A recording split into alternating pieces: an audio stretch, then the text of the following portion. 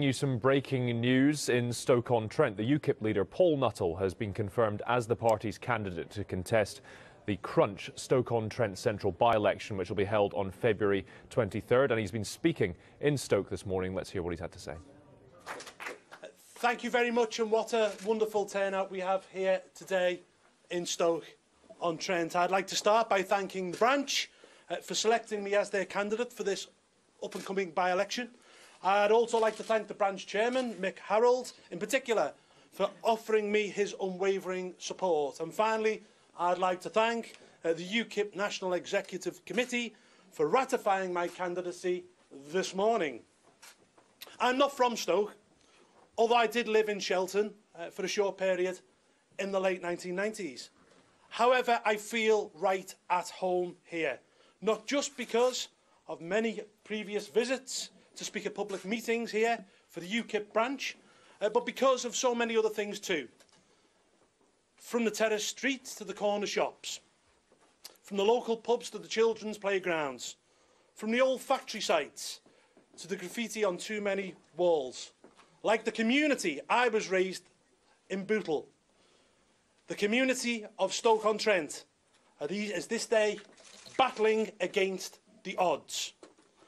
I know how much more difficult it is for a young person in a working class community in the Midlands of the North to fulfil their potential in life. It's a bit more difficult than if one is lucky enough to be born into a world of connections with money down south. If I am fortunate enough to be elected as the MP for Stoke-on-Trent Central, I will promise that I will fight for you and for your children. I will fight for a top quality academic education for those who can benefit from that route, and for high class vocational education too. I will fight to have the bedroom tax scrapped. I will fight for jobs that pay a decent wage, enough to give back to working people what they once enjoyed as standard: a house, a car and a holiday too. I will fight to see people with long-standing local connections prioritised on housing lists and forces veterans put to the front of the queue.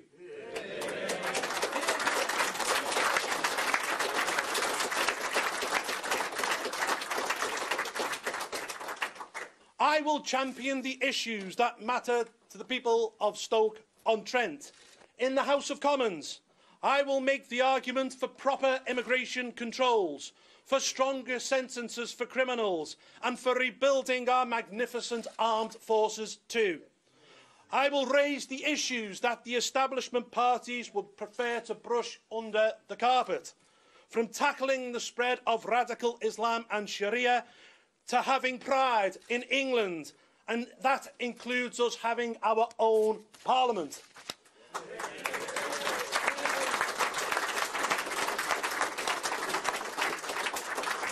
I am sick and tired of Englishness being the one national identity in our island that is not allowed to speak its name. And let me tell you, I am English and I am proud of it. And unlike Labour, I am also proud of our flag.